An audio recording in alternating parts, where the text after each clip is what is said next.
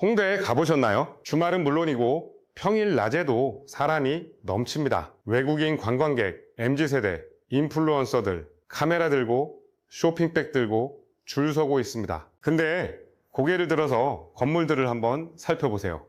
통임대 문이 이 건물도 그렇고 저 건물도 그렇고 또 다른 건물도 마찬가지입니다. 사람은 넘치는데 왜 건물은 비어 있을까요? 홍대 상권 살아난 거 맞습니까?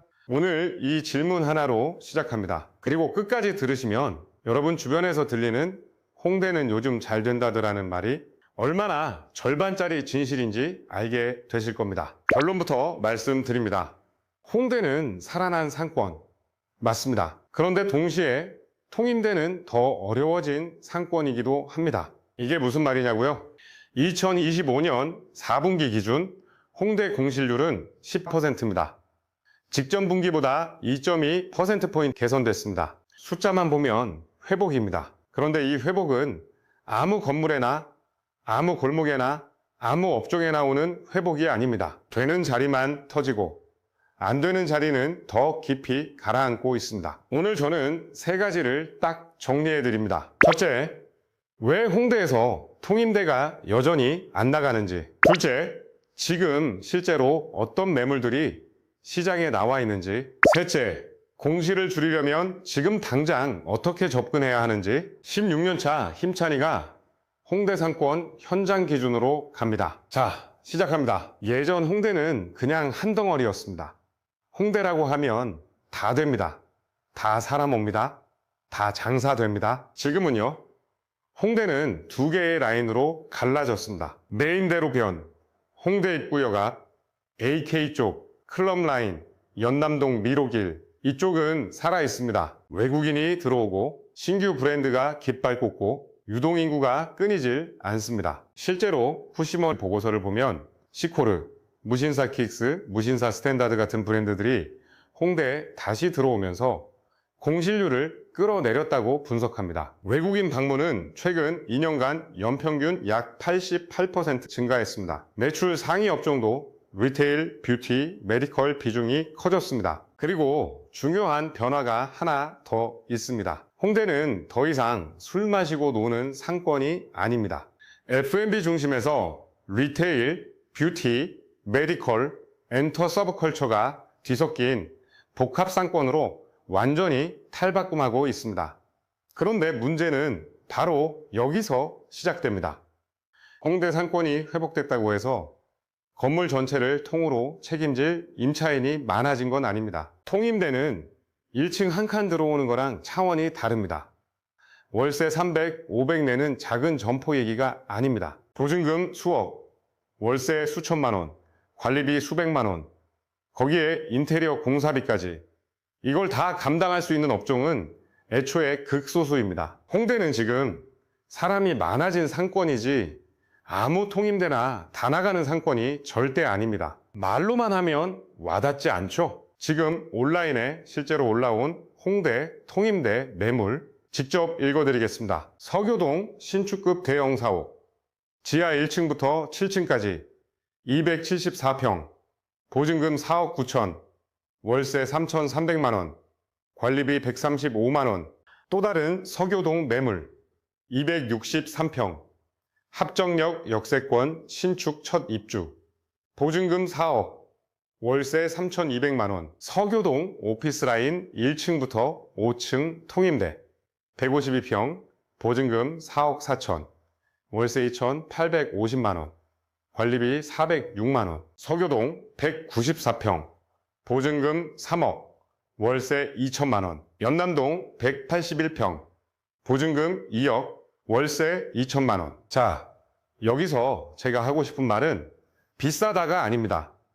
이 금액을 감당할 수 있는 업종이 극히 한정적이라는 겁니다. 예전 같으면 패션 브랜드, 플래그십, 대형 카페, 멀티숍, 엔터 사옥 이런 수요가 줄을 섰겠죠. 그런데 지금은요, 온라인 전환이 강해지면서 오프라인을 무조건 크게 쓰려는 브랜드가 확 줄었습니다. 반면 지금 버티는 업종은 딱 정해져 있습니다. 뷰티, 메디컬, 대형 프랜차이즈, 플래그십, 팬덤형 리테일, 목적형 방문 업종. 실제로 2025년 분석 기사를 보면 홍대는 성형외과, 피부과, 프랜차이즈, 플래그십 중심으로 재편되고 있다고 나옵니다. 홍대 입구역 인근 90평 성형외과 월 임대료가 약 2,500만 원 수준이라는 사례까지 나왔습니다. 즉, 지금 홍대 통임대는 좋은 건물이면 누군가 오겠지가 아니라 어떤 업종이 이 건물을 통으로 써야 돈이 되는가를 먼저 계산해야 나가는 시장입니다. 여기서 잠깐 많은 분들이 이렇게 생각합니다. 공실이면 그냥 월세 좀 깎으면 되잖아.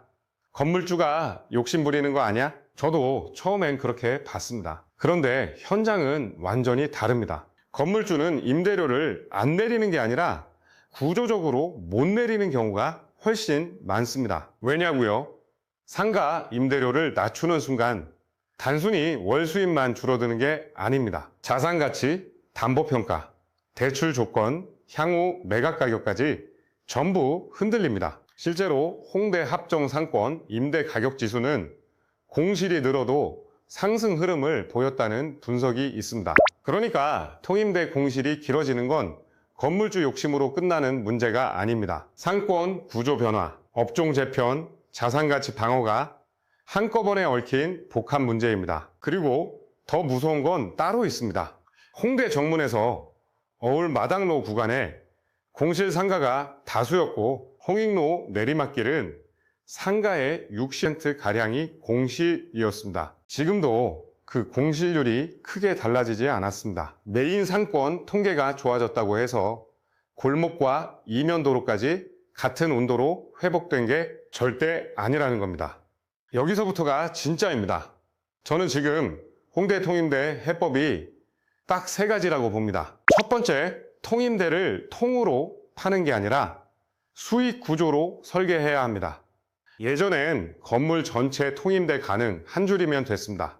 지금은 그 방식으로 절대 안 됩니다. 지금은 이렇게 접근해야 합니다. 1층은 집객형 브랜드나 쇼룸, 2층 이상은 메디컬, 뷰티, 예약형 서비스, 상층부는 사무실이나 스튜디오, 층별 역할이 그려지는 제안서, 이게 있어야 합니다. 구시먼 앤드 웨이크필드가 소개한 H큐브 사례가 딱 이 방식입니다.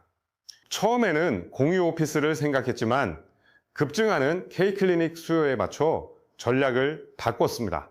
저층부에는 집객력 높은 리테일, 상층부에는 클리닉을 넣어 자산 가치를 끌어올렸습니다. 건물을 파는 게 아니라 사업 모델을 파는 겁니다. 두 번째, 팝업으로 먼저 증명하십시오. 홍대는 아직도 컨셉이 맞으면 터지는 상권입니다. AK 플라자 홍대 보셨습니까? 서브컬처와 체험형 팝업에 집중하면서 매출이 2021년 277억에서 2014년 837억으로 3배 이상 성장했습니다. 2026년 3월에도 뷰티 브랜드 몽클로스가 젊은 소비층과 외국인 유입이 많은 홍대를 거점으로 AK 홍대 팝업을 진행했습니다. 이게 무슨 뜻이냐? 홍대는 장기 임차를 바로 결정하기 부담스러워도 팝업으로 반응을 시험해보기 딱 좋은 상권이라는 겁니다. 건물주 입장에서 처음부터 2년 계약만 고집할 게 아닙니다. 2주, 1개월, 3개월 단위 팝업 실험으로 이 건물은 어떤 브랜드가 맞는지를 먼저 보여주는 전략이 훨씬 강합니다. 통임대 고집하다, 공실이 길어질수록 건물이 약해집니다. 팝업으로 사람을 모으고 사진이 찍히고 SNS에 돌고 그 데이터를 바탕으로 장기 임차인을 잡는 게 지금 시장에서는 훨씬 현실적입니다. 세 번째, 월세 인하보다 초기 비용 완화가 훨씬 더 먹힙니다. 임대료를 무조건 깎는 것보다 임차인이 들어올 수 있게 조건을 설계하는 게 핵심입니다. 렌트프리 2개월, 인테리어 공사 기간 무상임대, 층별 순차 오픈 허용, 보증금 분할 납입, 관리비 일부 유예, 이런 조건이 임차인한테는 훨씬 크게 와닿습니다. 사업하는 사람은 매달 얼마 나가냐도 중요하지만 처음에 얼마가 들어가냐를 더 크게 고민합니다. 월세 100만 원 깎아주는 것보다 렌트프리 2개월이 더 강하게 움직입니다. 지금 시장에서는 정가 고집보다 조건 설계 능력이 공실 해소의 핵심입니다. 마지막으로 꼭 드리고 싶은 말이 있는데요. 공실이 길어지면 건물주는 조급해집니다. 뭐라도 넣자. 그런데 홍대에서 이 판단이 특히 위험합니다. 홍대는 건물 하나가 혼자 사는 상권이 아닙니다. 거리 이미지와 업종 조합으로 건물 가치가 결정되는 상권입니다. 메인 거리와 안 맞는 업종, 건물 이미지와 충돌하는 업종, 1층 집객력이 약한 업종이 들어오면 처음엔 공실을 막은 것 같아도 결국 건물 가치가 더 떨어집니다. 반대로 제대로 된 앵커 테넌트 하나가 들어오면 그 건물이 살아나고 위층이 살아나고 골목 동선까지 바뀝니다. 사람 많으니까 뭐든 되겠지가 아니라 누가 어떤 컨셉으로 어떤 구성을 가져갈지가 지금 홍대에서는 전부입니다. 자, 오늘 정리해 보겠습니다.